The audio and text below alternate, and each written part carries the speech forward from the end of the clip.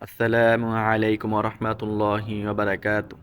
আলহামদুলিল্লাহ, আলহামদুলিল্লাহি রব্বিল আলামিন। রব্বি জিদনি ইলমা, রব্বি জিদনি ইলমা।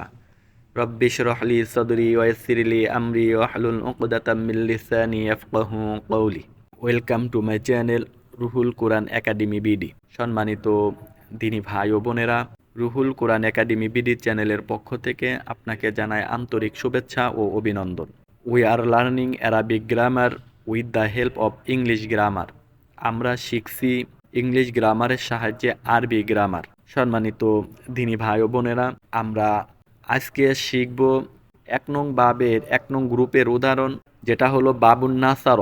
বাবুন নাসারা বাবের অধীনে যেই বার্বগুলো রয়েছে তার ভিতর থেকে আমরা আজ উদাহরণ হিসেবে যেই ফেল বা ভার্বটি নিয়েছি সেটা হলো মাকার। আমরা লক্ষ্য করি পার্সন। পার্সন শব্দটির অর্থ হলো ব্যক্তি, পুরুষ, যাকে আরবিতে বলা হয় শাখস। আরবিতে কি বলা হয়? আরবিতে বলা হয় শাখস। তা পার্সনও 3 প্রকার, ব্যক্তি বা পুরুষ এটাও 3 প্রকার, শাখস এটাও 3 প্রকার। তা আমরা জানি first person, second person, third person. নাম পুরুষ, মধ্যম পুরুষ, উত্তম পুরুষ, আরবিতে যাকে বলা হয় গয়ব হাদের মুতাকাল্লিম। তা আমরা এই যে ব্যক্তি, পুরুষ অথবা শাখস বা পার্সন আমরা যেটাই বলি না কেন, এটার আদত কিন্তু ভিন্ন। ইংলিশে আদত যাকে বলা হয় নাম্বার, এই নাম্বার হলো ইংলিশে 2টি আর আরবিতে হলো 3টি। অহেদ তাসনিয়া জমা, অহেদ তাসনিয়া জমা, যাকে বলা হয় এক বচন, দ্বিবচন, বহু বচন। এটা কিন্তু বাংলা এবং ইংলিশ থেকে ভিন্ন। এ কারণে আমরা কি করছি, ইংলিশের সাহায্য নিয়ে যেহেতু গ্রামারটা শেখার চেষ্টা করছি, সেক্ষেত্রে আমরা এখানে 2টি আদত অর্থাৎ নাম্বার নিয়ে আসার চেষ্টা করেছি। তা আমরা লক্ষ্য করি ফেলে মাদি। ফেলে মাদি শব্দটির অর্থ হলো অতীতকাল, যাকে ইংলিশে বলা হয় পাস্ট টেন্স। তো এখানে আমরা প্রথম শব্দটা আমরা দেখতে পাচ্ছি মাকার। মাকার শব্দটির অর্থ হলো সে ধোঁকা দিয়েছিল। মাকার শব্দটির অর্থ কি? মাকার শব্দটির অর্থ হলো সে ধোঁকা দিয়েছিল। মাকারু শব্দটির অর্থ হলো তারা ধোঁকা দিয়েছিল। মাকারু শব্দটির অর্থ কি? মাকারু শব্দটির অর্থ হলো তারা ধোঁকা দিয়েছিল। তা প্রথমটা হলো এক বচন আর নিচেরটা হলো বহু বচন। গয়বের আদত কিন্তু 3টি। আমরা আরবিতে জানি 3টি নাম্বার রয়েছে অর্থাৎ আদত রয়েছে, আমরা শিখছি 2টি। তাই গয়বের ক্ষেত্রে যে আমাদের নাম্বার রয়েছে সেখানে আমরা কি কি পেয়েছি? সে আর হলো তারা। তো প্রথম শব্দটায় আমাদেরকে বলতে হবে সে, দ্বিতীয় শব্দটায় বলতে হবে তারা। তারপরে আমরা লক্ষ্য করি হাদির। হাদির শব্দটির অর্থ হলো মধ্যম পুরুষ, যাকে ইংলিশে বলা হয় সেকেন্ড পারসন। তা মাকারতুম শব্দটির অর্থ কি? মাকারতুম শব্দটির অর্থ হলো তোমরা ধোঁকা দিয়েছিলে। আর মাকারতু যেটা মুতাকাল্লিমের ঘরে রয়েছে, মাকারতু শব্দটির অর্থ কি? মাকারতু শব্দটির অর্থ হলো আমি ধোঁকা দিয়েছিলাম। মাকারনা, মাকারনা শব্দটির অর্থ কি? মাকারনা শব্দটির অর্থ হলো আমরা ধোঁকা দিয়েছিলাম। তাহলে আমরা এই 6টিকে আমরা কি করব? একদমে পড়ার চেষ্টা করব। কিভাবে? মাকার, মাকারু, মাকারতা, মাকারতুম, মাকারতু, মাকারনা। মাকার, মাকারু, মাকারতা, মাকারতুম, মাকারতু, মাকারনা। তারপরে আমরা লক্ষ্য করি ফেলে মুদারে, যাকে বলা হয় বর্তমান এবং ভবিষ্যৎকাল। ইংলিশে যাকে বলা হয় প্রেজেন্ট অ্যান্ড ফিউচার টেন্স। যেখানে বলা হয়েছে এমকুরু। এমকুরু শব্দটির অর্থ হলো সে ধোঁকা দেয় বা দিবে।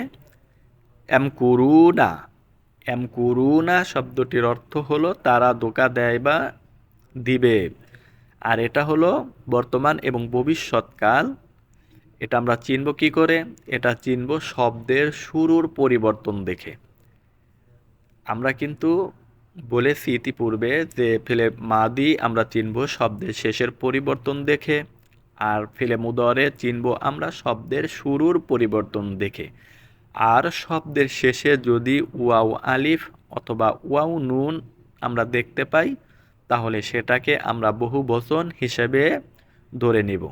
তারপরে আমরা লক্ষ্য করছি তামকুরু। তামকুরু শব্দটির অর্থ হলো তুমি ধোঁকা দাও বা দিবে। তুমি ধোঁকা দাও বা দিবে, তামকুরু না তোমরা ধোঁকা দাও বা দিবে, আমকুরু আমি ধোঁকা দেই বা দিব, নামকুরু আমরা ধোঁকা দেই বা দিব। এখন আমাদের করণীয় হলো এই 6 6 12টাকে আমরা অ্যাডজাস্ট করব, মিলানোর চেষ্টা করব, একদমে পড়ার চেষ্টা করব। কিরকম?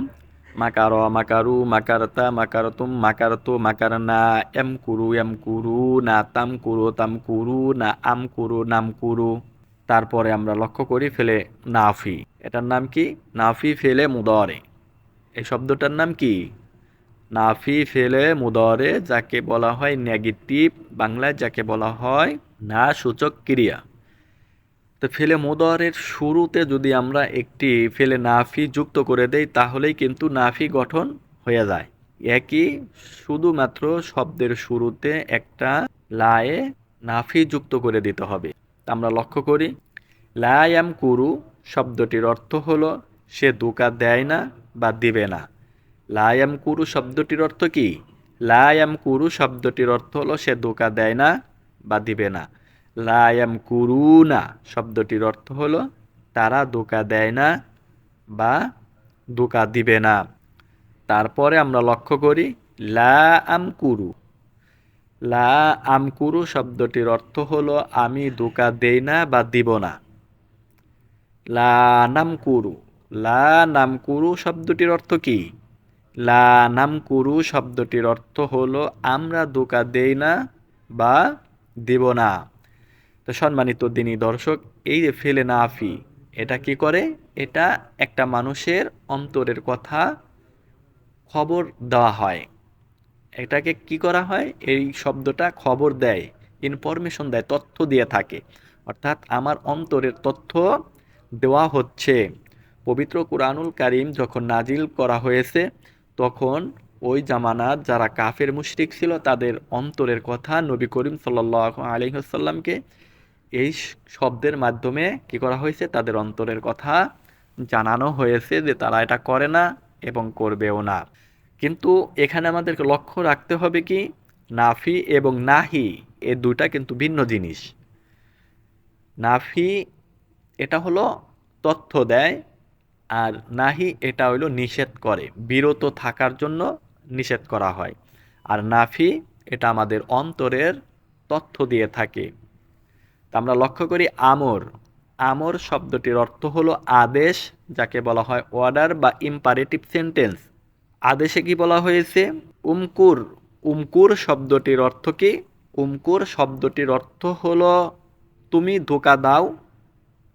তুমি কি করো? তুমি ধোঁকা দাও। এখানে আদেশ করা হইতেছে যে তুমি ধোঁকা দাও। তারপরে উমকুরু শব্দটির অর্থ হলো তোমরা ধোঁকা দাও। উমকুরু শব্দটির অর্থ কি? উমকুরু শব্দটির অর্থ হলো তোমরা ধোঁকা দাও। তারপরে আমরা লক্ষ্য করি নাহি। নাহি অর্থাৎ হচ্ছে নিষেধ, যার মাধ্যমে নিষেধ করা হয়। যার মাধ্যমে কি করা হয়? নিষেধ করা হয়, যাকে ইংলিশে বলা হয় ফরবিডেন। লা তামকুর। লা তামকুর শব্দটির অর্থ হলো তুমি ধোঁকা দিও না। তুমি কি করিও না? তুমি ধোঁকা দিও না। যেরকম আমরা কি করি এই শব্দের মাধ্যমে মানুষকে সতর্ক করি যে তুমি ধোঁকাবাজি করিও না, তুমি ধোঁকা দিও না। তারপরে আমরা লক্ষ্য করি লা তামকুরু। লা তামকুরু শব্দটির অর্থ কি? লা তামকুরু শব্দটির অর্থ হলো তোমরা ধোঁকা দিও না। তারপরে আমরা লক্ষ্য করি ইসমে ফাইল। ইসমে ফাইল কাকে বলা হয়? ইসমে ফাইল বলা হয় যিনি কাজটি করেন তাকে ইসমে ফাইল বলা হয়। তাকে কি বলা হয়? তাকে ইসমে ফাইল বলা হয়, যাকে ইংলিশে বলা হয় অবজেক্ট অব দ্য ভার্ব। তা আমরা লক্ষ্য করি মা কিরুন। আমরা কি লক্ষ্য করছি? মা কিরুন। মা কিরুন শব্দটির অর্থ হলো যিনি ধোঁকা দেয় তাকে কি বলা হয়? তাকে মা কিরুন বলা হয়। অর্থাৎ ধোঁকাবাজ যিনি, তাকে কি বলা হয়? তাকে মা কিরুন বলা হয়। এখন এই শব্দটাকে যদি আমরা বহুবচন করি তাহলে কি করব? শুধুমাত্র শব্দের শেষে ওয়াও নুন আমরা যুক্ত করব অথবা ওয়াও ইয়া যুক্ত করে দিব। তাহলে এই শব্দটা কি হবে? বহুবচন হয়ে যাবে। যেরকম মা কিরুনা, যারা ধোঁকা দেয় বা যারা ধোঁকাবাজি করে তাদেরকে কি বলা হয়? মাকিরুনা বলা হয়। আবার অন্যভাবে যদি আমরা এটাকে বহুবচন করি সেটা কিভাবে? সেটা হলো মাকিরিনা, মাকিরিনা। যারা ধোঁকাবাজি করে বা ধোঁকাবাজদের, তারপরে আমরা লক্ষ্য করি মামকুরুন, মানে ধোঁকাটা যার সাথে করা হয়, ধোঁকা কি করা হয়, যার সাথে করা হয় তাকে কি বলা হয়? মামকুরুন, অর্থাৎ ধোঁকাবাজ কৃত, যার সাথে ধোঁকাবাজি করা হয়েছে তাকে কি বলা হয়? তাকে মামকুরুন বলা হয়। এটাকে আমরা বহুবচন করলে কিভাবে করব? মামকুরুনা। আল মাজদার কি? আল মাজদার হলো মাকরুর। মাকরুর শব্দটির অর্থ হলো ধোঁকাবাজি। তা সম্মানিত দিনী ভাই ও বোনেরা, আমরা দেখতে দেখতে ৫৬টি পর্ব শেষ করে ফেললাম। আজকের পর্ব থেকে আমরা কতটুকু শিখতে পারলাম, কতটুকু জানতে পারলাম, দয়া করে কমেন্টে জানাবেন। আর ভিডিওটি যদি ভালো লেগে থাকে তাহলে অবশ্যই লাইক, কমেন্ট, শেয়ার করে অন্যকে দেখার সুযোগ করে দিবেন। আজকের মতো আমরা এখানেই শেষ করছি। আসসালামু আলাইকুম ওয়া রাহমাতুল্লাহি ওয়া বারাকাতুহু।